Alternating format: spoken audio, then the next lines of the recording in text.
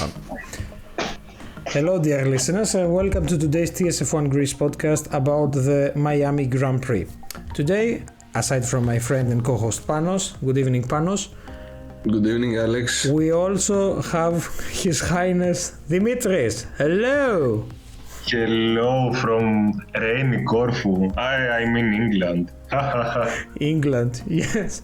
So, yes, his humor was more or less the same as Mercedes' performance was at the Miami Grand Prix. No, okay, Mercedes was actually better. So, Panos will start with free practice and quali, and then we will move on to some of the race highlights. There weren't many, it wasn't a really exciting race, but it is what it is. So, Panos, the podcast is yours. Thank you, Alex. So we have free practice 1, Friday morning, George Russell P1 with 1:30.125. Second, Lewis Hamilton, and third, Charles Leclerc. Free practice 2, we have Max Verstappen in first place, 1:27.930. Second, Carlos Sainz, and third, Charles Leclerc. Saturday morning, free practice 3, just before the quali, Max Verstappen first with 1:27.535. Second, Charles Leclerc, and third, Sergio Perez. We move on with the qualifying.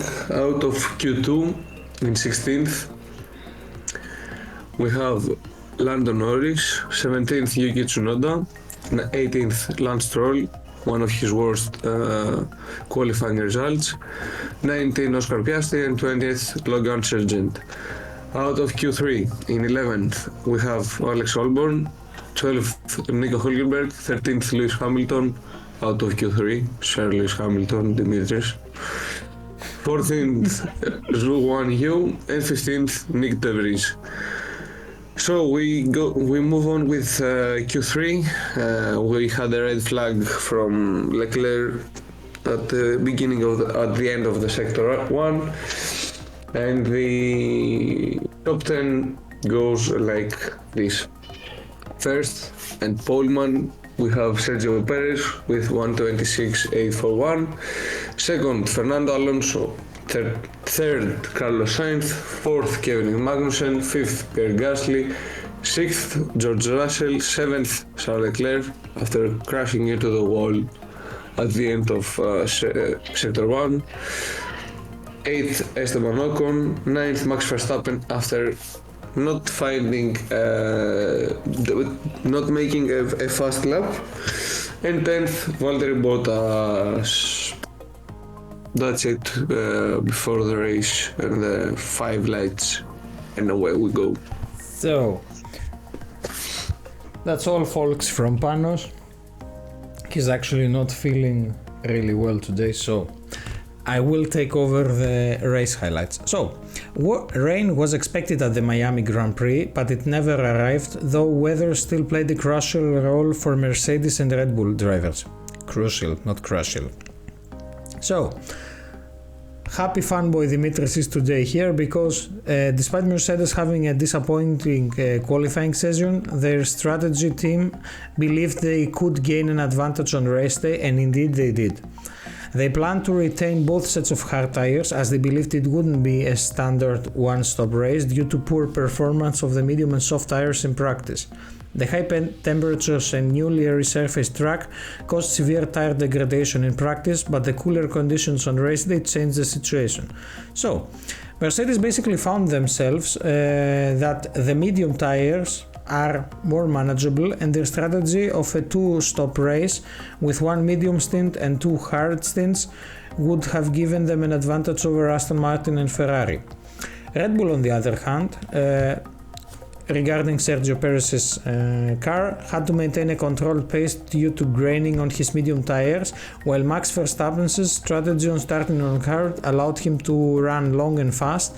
He actually did around almost 40 laps on the hard tires, helping him overtake Perez and extend his championship lead. Mercedes, on the other hand, had the pace advantage, which allowed George Russell and Lewis Hamilton to make strategic moves, with Russell overtaking Carlos Sainz and Hamilton passing Charles Leclerc, while Hamilton's strategy of starting on hards, similar to Verstappen, paid off despite being stuck in the midfield train initially.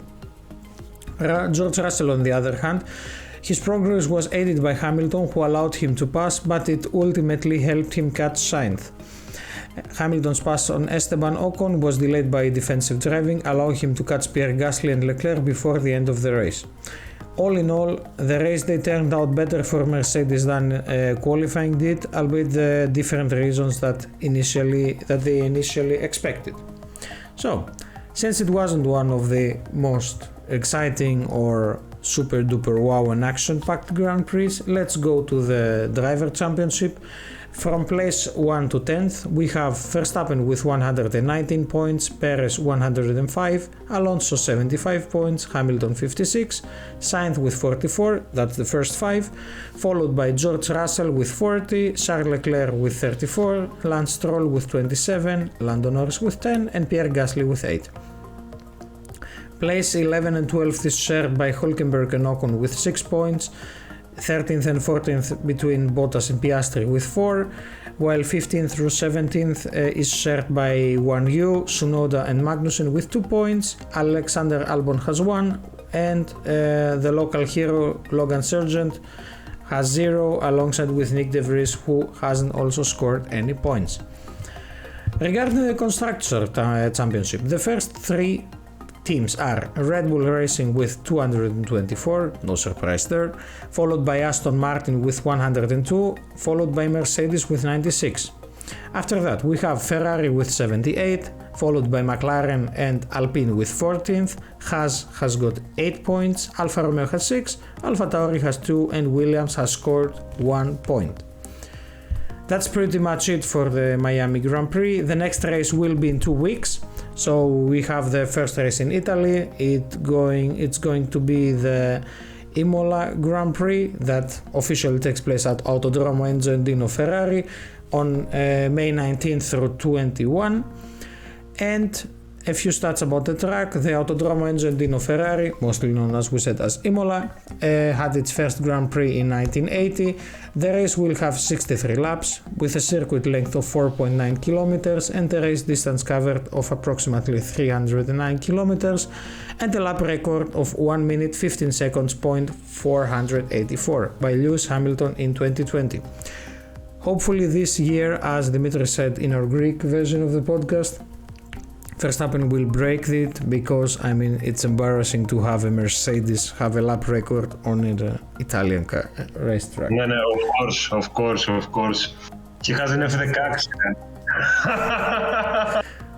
That's not a Formula 1 car. That's not a Formula 1 car. It's a fighter jet, yeah.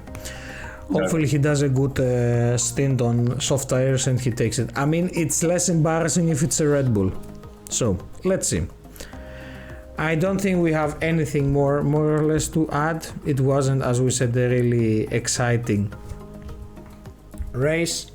So we will keep our excitement for Italy. Hopefully it's going to be more action-packed. So we expect to see you again in our podcast in 2 weeks. Panos and Dimitris, thank you for being together with me today, and we wish every one of you a great evening. Bye.